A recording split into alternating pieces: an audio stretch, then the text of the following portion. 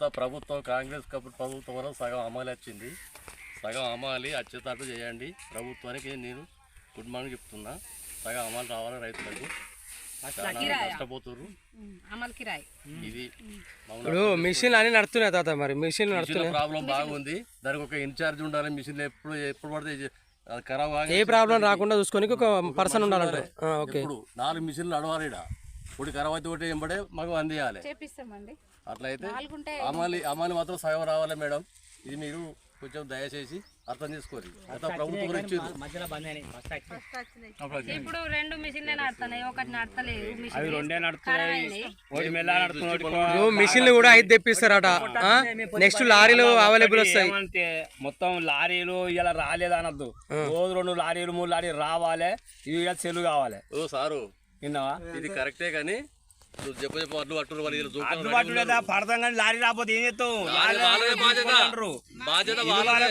మేము అనుభవించినాం, మొత్తం నాన్ని ఇదివరకు అనుభవించరే మేడం వాళ్ళు ఏం చెప్తారు? ఇదివరకు లెక్క జరగదు, ఇదివరకు గతం లెక్క జరగదు. మిషన్ అవైలబుల్ ఉన్నాయి. మాకేం లాభం కానీ మమ్మల్ని రైతులను మమ్మల్ని నష్టపెట్టద్దు. ఎక్కడికి వెళ్ళి రోజు 3-4 లారీలు పోవాలి. ఇక్కడికి వెళ్ళి దినుసు మీరు మ్యాచర్ వచ్చేటట్టు చూడండి. వాళ్ళ లారీలు తెప్పిస్తారట. ఏయూ మేడం వచ్చి ధృవీకరించిన తర్వాత ఎలాంటి కటింగ్ లేదట. స్టోరేజ్ ఏర్పాటు చేసినట్టు ఒకటి ఇక్కడ మండపల్లి, ఒకటి సర్దాపూర్ బెటాలియన్ దగ్గర ఒకటట. 2 స్టోరేజ్ మాత్రం రోజు 2-3 లారీ రావాలి. దినుసు సెల్ కావాలి. మళ్ళా లారీ పెట్టినాక అక్కడ దిగుతలేవు మీరు రాండ్రి అన్న విషయం మాకు రావద్దు. అట్లయితే గవర్నమెంట్ కంతో, లేకపోతే బయట అమ్ముతో మొత్తం బయట బయట అమ్మితే నష్టపోతురు కదా. ఇక్కడ నష్టపోతాం కదా మేము. మీరు లారీ దిగుతారు, లారీ రాలేదు నష్టపోరు అని చెప్తారు కదా. పడుతురు కదా, ఎంత నీట్ గా పడుతురు. లారీ వస్తే మాత్రం వడ్లోడు పోయి రోజుకు 2-3 లారీలు వస్తేనే వడ్లోడుతాయి. లేకపోతే పోయి లేకపోతే ప్రజలు మొత్తం కొట్టుకొస్తారు. మళ్ళీ అదైనా సీరియల్ కొద్ది ఎట్లా మరి నువ్వు దగ్గర నేను సీరియల్ చూస్తారట. సీరియల్ చూస్తారు. ఎగ్జాంపుల్ నీకు అన్న విషయం ఉండదు బాబు. ఒక నిమిషం, సీరియల్ చూస్తారట. ఇప్పుడు కుప్ప మ్యాచ్ రాలే, నెక్స్ట్ కుప్ప పోతారు అంటే ఫస్ట్ సీరియల్ నెంబర్ రాదు.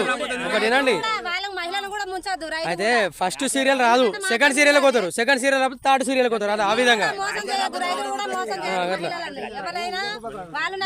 మాత్రం రోజు 2-3 వచ్చేది బాధ్యత అయితే మీది. ఇప్పుడు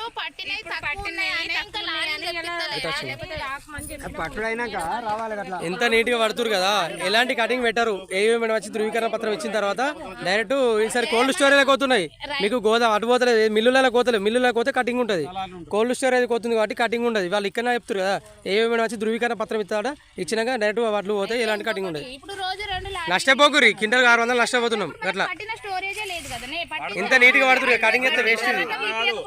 లారీలు వస్తున్నాయి అంటే దిగుతున్నాయి అంటే కంపల్సరీ పడతారు. 6 నెలలు పని చేసిన 2 రోజులు పట్టుకుంటే మనకే లాభం కదా. మళ్ళా మీరు ఒక 2-3 లారీలు పోతే అలా కూడా అర్థమవుతుంది. డబ్బులు ఎట్లా పడతాయి? 48 అవర్స్ లోపల పడతాయి. 2 రోజులు 3 రోజులు పెట్టుకో.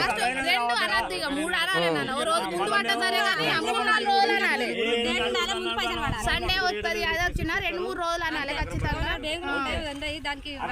ఓ రోజు ముందు అంటే పర్లేదు కానీ చెప్పుకోవాలి. ఎందుకంటే మీరు ఇచ్చిన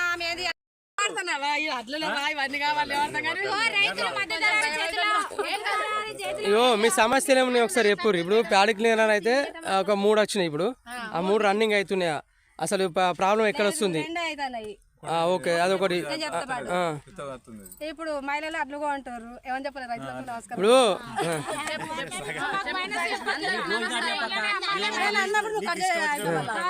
మాట్లాడు.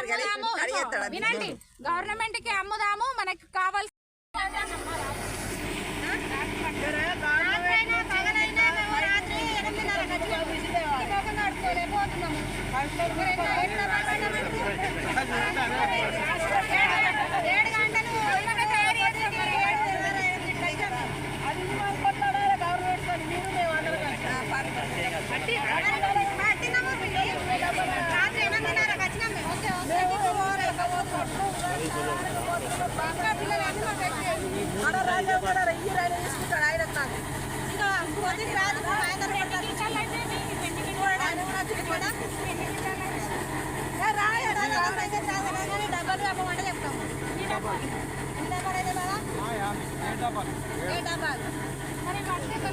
గంట 10 నిమిషాలు 20 నిమిషాలు అవుతుంది ఒకటి అన్నది ఒకటి ఉన్నది అది పట్టయితే మనకు పెద్ద బండి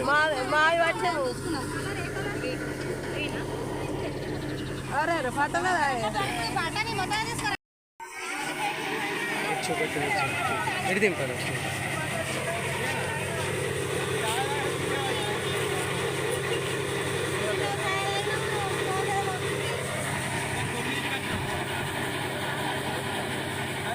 ఈరోజు పెద్దలింగపూర్ గ్రామంలో డ్యూటీ స్టార్ట్ చేయడం జరుగుతుంది. మోసరు కూడా వస్తున్నాయి వాళ్ళు పడుతున్నారు రైతులు. పెద్దలింగపురం గ్రామ ప్రజలకు రైతులకు ఒకటే గమనిక, ప్రభుత్వం నిర్ణయించిన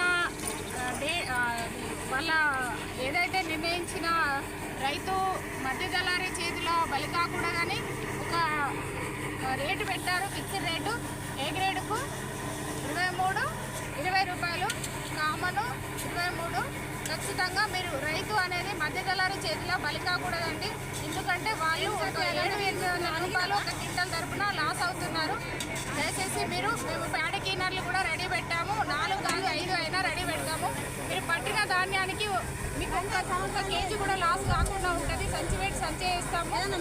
ఇప్పుడు ప్యాడ క్లీనర్ ఎన్ని ఉన్నాయి మేడం ఇక్కడ మార్కెట్లో? 3 ఉన్నాయి, ఇంకా 2 కూడా ఇక్కడ 2 కూడా తెప్పిస్తున్నాం. 5 అవైలబుల్ ఉంటాయి. మీకు ఏ ప్రాబ్లం లేదు, ఇక్కడ పట్టుకోండి. అయితే రైతులు ఏమంటున్నారంటే పట్టినాక కూడా ఎలాంటి కటింగ్ పెడతారా, మరి ఏ విధంగా ఉంటుందని అడుగుతారు. గతంలో ఇట్లా జరిగిందని?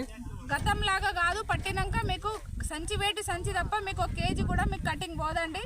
ఖచ్చితంగా కలెక్టర్ గారి ఆదేశాలకు రైస్ మిల్ అలర్ట్ కాకుండా 2 గోదాములు కూడా ఏర్పాటు చేసిండు. అది సర్దాపూర్ ఒకటిను, తర్వాత ఇక్కడ మండపల్లి దగ్గర 2 గోడాములు మనకు అరేంజ్ చేసిండ్రు.